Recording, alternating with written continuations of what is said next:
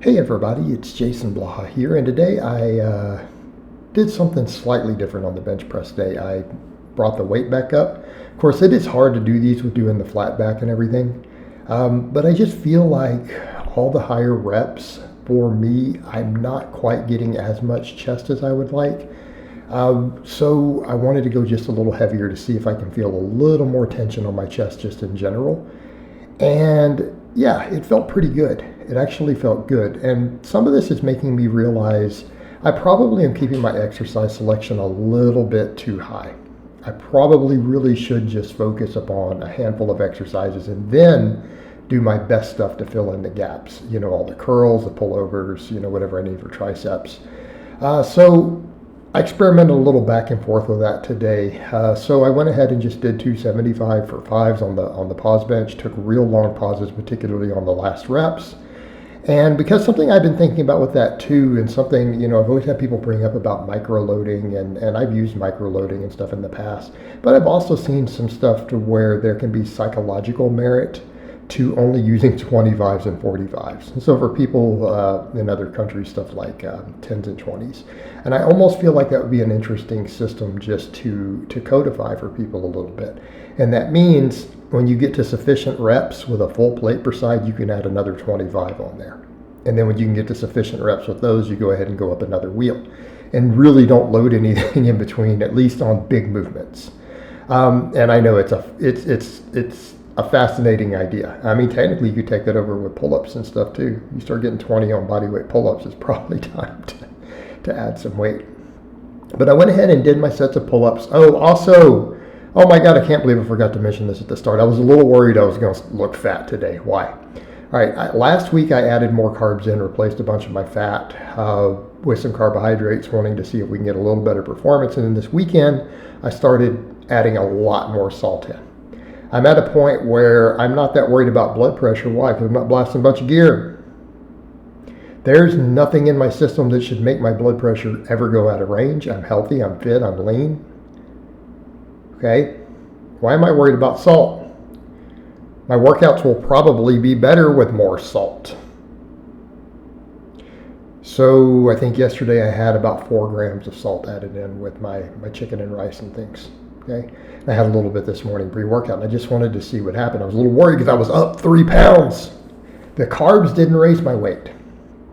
The salt yesterday started to, and then again today. All that sodium put me up 3 pounds. I don't look fatter, right? I don't think I look any more bloated. If anything, I look thicker. So okay.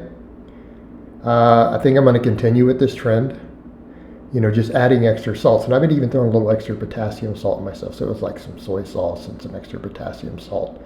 I want to keep my electrolytes a little higher. I feel like at this point in the game, when I'm cutting and I'm on lower calories in this ultra high protein, I feel like I've got to squeeze a little more carbs, a little more electrolytes into my diet. It'd be better for the training. I kind of did the same thing with the incline today. I'm like, let me drop these reps down a little bit, so I went up to just a 205 on these. And I didn't take these sets all the way to limit sets.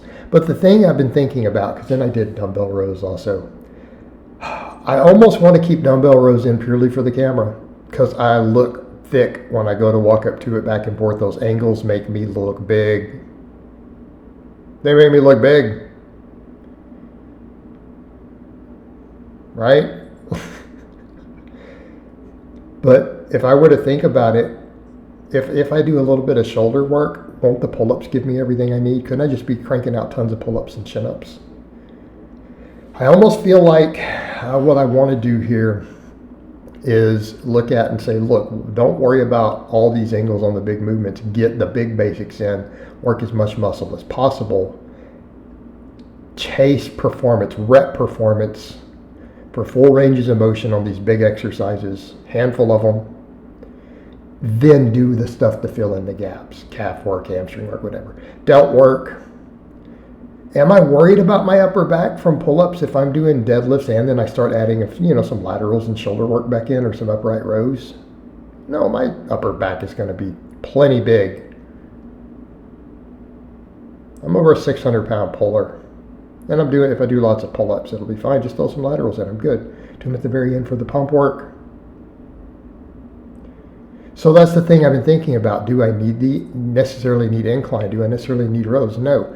I could work in more sets and really chase my performance on the rep work on the bench and the pull-ups. We can use other movements because it's not like I'm not doing pullovers. Pullovers work my pecs. Technically, the JM presses work my pecs. Get in and just hammer the bench. I feel like the pullovers and all of that will give me the extra upper chest, anything that I need. I'm going to be doing arm work. So the same thing, I'm kind of like, well, I'm moving these rows, making sure I get this pronated angle here, a little more bicep. But I'm like, if I do curls, heavy curls at the end of every workout, does it matter? I mean, really, if pull-ups and curls should develop my arms, at least the non-tricep side. Right? What am I worried about here? I'm still getting a wide variety of angles. It's just at that point I'm only using one big exercise per muscle, and then we just use some smaller pump work to fill in the gaps. Why can't I just do 5 sets of bench, 5, 6 sets of pull-ups, 7 sets of pull-ups? Something I've started thinking about. I really was thinking about it. And, even as I did this today, I'm like, all this changing around, setting up, having to do these others, I could just be spending that time hammering the basics. I mean, what would be my real basics for upper body? Bench, JM press, pull-ups. And by the way, the JM press makes my bench climb. When I used to do tons of JMs, that's when I've been really strong. If I need more tricep, a little bit of band work. Make sure I do a little shoulder work. Okay, then I'm not as worried about rows. Because really, what are we doing rows for? Is it better for lats than pull-ups? No. Better for arms than pull-ups? No. It's just for that upper back. Arguably, it's a little better. Right? And I like rows. I've done tons of rows. But a little bit of laterals. Some lateral raises. My pullovers work on my shoulders and chest and everything again. I can handle all of it. I'm still getting multiple exercises for every muscle. So after I did all that 6 sets of back work, I'm like, let me just crank my JM presses because I feel these in the triceps. They give the best bench carryover for me. They light my triceps up. So I've started doing them again. I went up to 5 sets of 12 on these today. And I've realized I could probably use the same system for these, other than I wouldn't stop at 10s. Because I've been doing 10s on all the other stuff. It's time to add that extra plate, half plate, Same thing with these. Maybe when I get these up to a certain rep range, do the same thing. Just take these up to 185. Try to get 10s. Why can't I do 5 sets of bench, 5 sets of these every workout? Instead of rotating through that stuff. Then I can just do pull-ups behind as many of them as I feel like till I'm sick of pull-ups. It gives me a better stretch.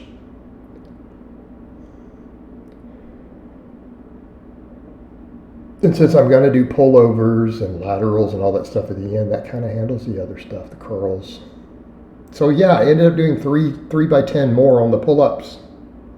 Of course, I got a little more touch and go with these because I did all those rows. That really, really made it hard to do pull-ups. Because I did like 11, 12 reps on the first 3 sets, dead hangs. I got to after doing those 3 sets of dumbbell rows, my back and forearms and everything were pretty fatigued. Like it's just, these were hard then. But I realized, what happens if I just did pull-ups? Could I do 6 to 8 sets? Easy? I think so. What if I do my 5 sets of bench and focus on the same idea? My bench will go back up. Just fill in the gaps. Right? Make sure we do some delt work, extra arm work. But if the pullovers add so much to the chest and back too. They really are a great secondary exercise for all that. And if I'm deadlifting on lower days, again, there's more additional back volume there. Okay? This will let me get really, really good at these movements. And again, if we're looking at what's really adding the most meat, these are the ones that add the most size. Focus on getting really strong with those again. Even as I continue to cut, because I'm going to cut slower now. at this point, I've got to make sure that I recomp a bit on the cut. So it is going to be, can we gain muscle while continuing to lose body fat at an appreciable rate? And then eventually we kind of stabilize and just protein overfeed instead of bulking and cutting. Right? Turn it into not just free flow of training like I'm doing. Let's work all this into a system. Systematic approach to progression. And I do almost like the idea of the bigger jumps on a lot of the stuff. And the reason, and it sounds funny, the reason, it's very simple. It's psychological. You have to really earn the next one. You're like, if I can't do like 5 sets of 10, I don't get to have that next plate, half plate, the 25, or go from the 25 to the 45. But then you start looking at that and you go, I mean, we can set strength standards based on that. And, well, how big are you going to be at this? Right? And then we keep doing the pump work for the aesthetics to fill in all the gaps. Calves, arms, shoulders, whatever we need to do. But yeah, I really do. I want to hammer my basic lifts, And I think it's time now that I've gotten far enough into the cut, that first, 13 pounds or so of body fat lost, now I can really, really think a little bit about strength, but strength in the context, are we doing good hard variations of the lift, Are we really pausing all that benching? Are we moving at a long range of motion? Are we doing, high bar squats? Deadlifts probably won't be with a deadlift bar. So I might work my conventional deadlifts back in again. I've been doing RDLs for just a bit.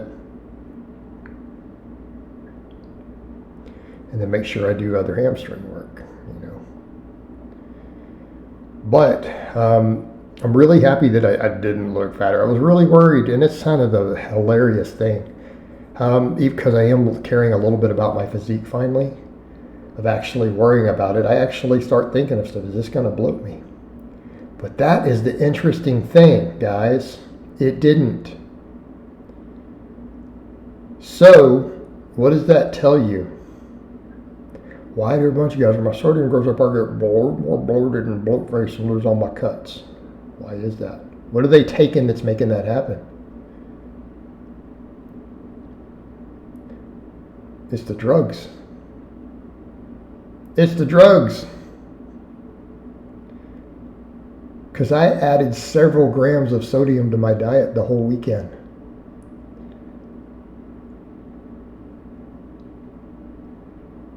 I don't look fatter at all. I don't think. Like I look bigger. All of it went to my muscles. It didn't go to my face and under my skin. I mean, I still have a little body fat I need to lose. All this fear of sodium is because of the drug stacks. So the guys who are getting the big boofy face from the salt in their diet, it's the stuff they're taking. It's what they're taking. Amazing. Because you guys are watching it firsthand. I was eating less than a gram of sodium a day just because I was just eating whole foods with nothing added. I've been adding 4,000 milligrams of salt the last couple days.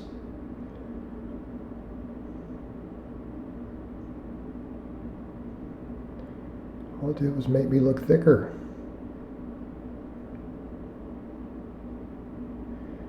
And my workouts felt a little better. Train with more volume. Yeah. But of course, then we did pullovers, we did curls, and I'm doing the curls now. I'm trying to take them through the longest range of motion possible. Trying to use a little more weight doing it. Not as worried about strict. I'm like, let's just work that bicep. Let's just get that bicep through a full range of motion and hammer the hell out of it. Don't even care about strict. Just get it through the range of motion. I don't care. Just get that bicep pump. Make the biceps do some work. Load the biceps. Load them through a full range of motion. Be done. We're already doing pull-ups. Right? So that's what I'm doing with the curls. Just getting and chasing that bicep pump while I do it, trying to take the muscle through the full range of motion. Lock out at the bottom, get it all the way up at the top. Try to keep tension at the top. If I have to use just a tiny little bit of cheat, it's okay. And we're just not excessive. And then I finished up with a set of band press downs. I think I'll always do, because I'm doing JM presses, I like band press downs just for the tendon health. I didn't count reps. I don't care. I just did them till they burned. Just as a finishing set, I have no idea how many reps I did here. 40, 70, something in that range. Don't count. Just pump till it burns. That's it. And that's how I finished up. Overall, pretty happy with the workout, and I think I'm going to move kind of in that direction, and then we'll just finish with a bunch of pump work for delts and triceps right here at the end. So I hope it's been informative, and I'll talk to you guys next time.